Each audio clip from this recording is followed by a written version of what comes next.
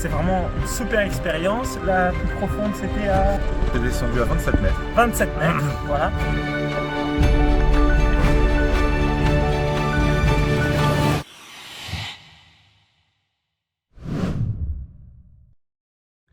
Voilà les amis, je suis arrivé à la plage, j'attends Arthur.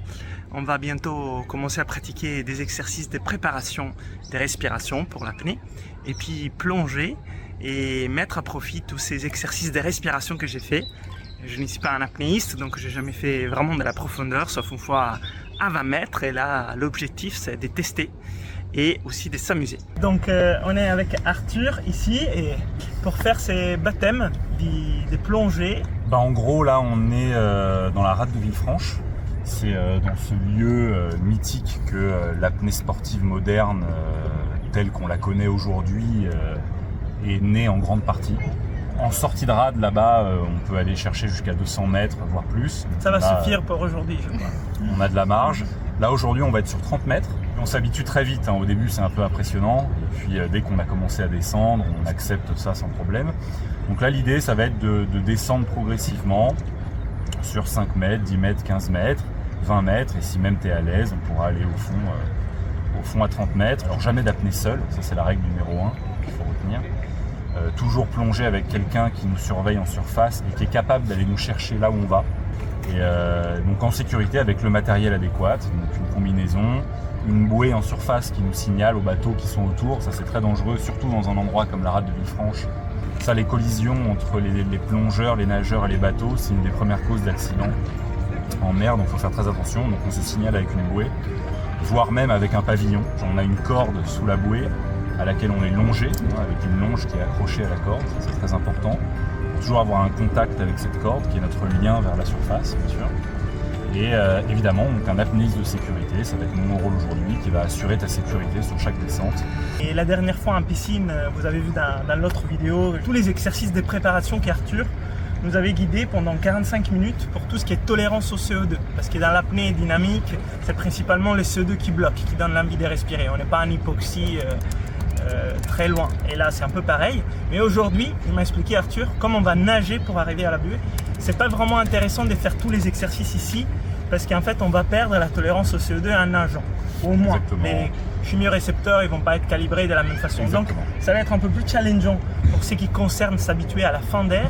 Donc, ce qui est important, j'imagine, c'est les relâchements, la détente et d'y aller progressivement. Exactement. En fait. C'est bien aussi parfois de se faire une expérience sans avoir cette préparation au CO2 avant.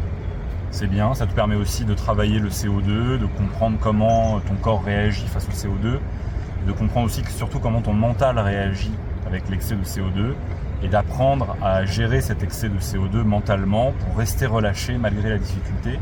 Parce que certes, ça va te permettre d'être dans un énorme confort et de réussir à faire des apnées très longues sans avoir envie de respirer. Mais quelque part, c'est un peu de la triche aussi, tu vois. Et ça, c'est quelque chose qu'on voit par exemple beaucoup dans la méthode Wim Hof, où on hyperventile énormément avant de partir en apnée, comme ça on part en hypocapnie, ça nous permet d'avoir une grosse zone de confort. Nous, on aime bien en apnée se confronter au CO2 pour justement apprendre à notre mental à gérer cet excès de CO2 sans forcément le feinter avec soit une grosse préparation au CO2, soit une hyperventilation pour partir en hypocapnie. D'ailleurs, c'est interdit de faire de l'hyperventilation en apnée. Plutôt, oui.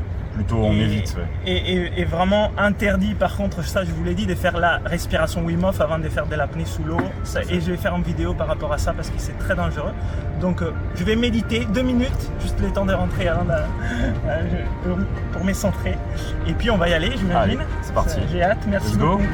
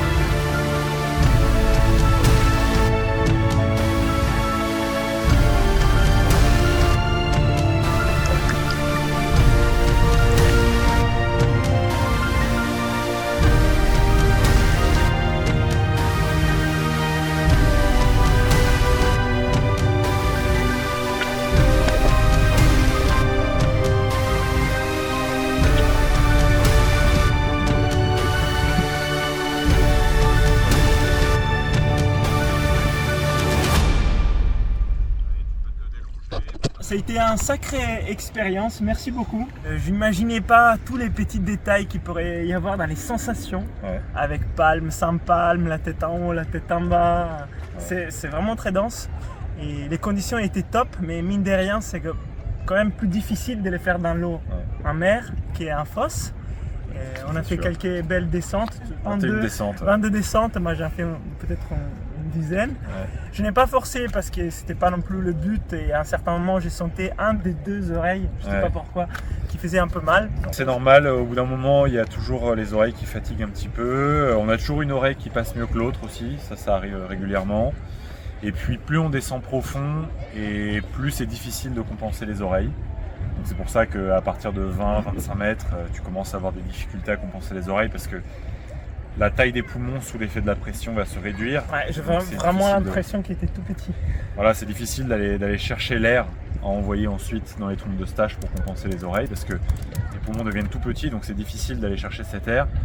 Donc après, il faut passer sur des techniques de compensation un petit peu différentes qu'on a commencé à travailler un petit peu ensemble. La prochaine fois, il faudra rentrer dans des techniques de compensation un petit peu plus abouties pour pouvoir continuer de descendre, continuer de réussir à avoir l'air nécessaire pour compenser les oreilles, parce que c'est vrai qu'à partir de certaines profondeurs, ça devient difficile. Quand on descend en profondeur, souvent le problème, c'est pas l'envie de respirer, c'est la compensation des oreilles. D'accord.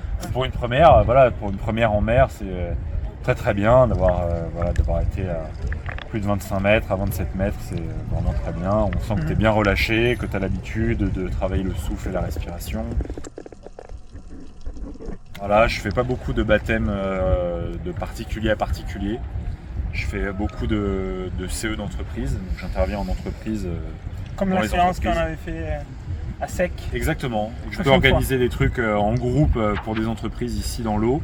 Sinon, le plus simple, c'est que je me déplace moi dans les entreprises et on fait des workshops sur tapis de yoga. C'est ce qu'il y a de plus simple à mettre en place. Donc c'est même pas dans l'eau. Merci encore. Bravo. C'était vraiment top et à la prochaine.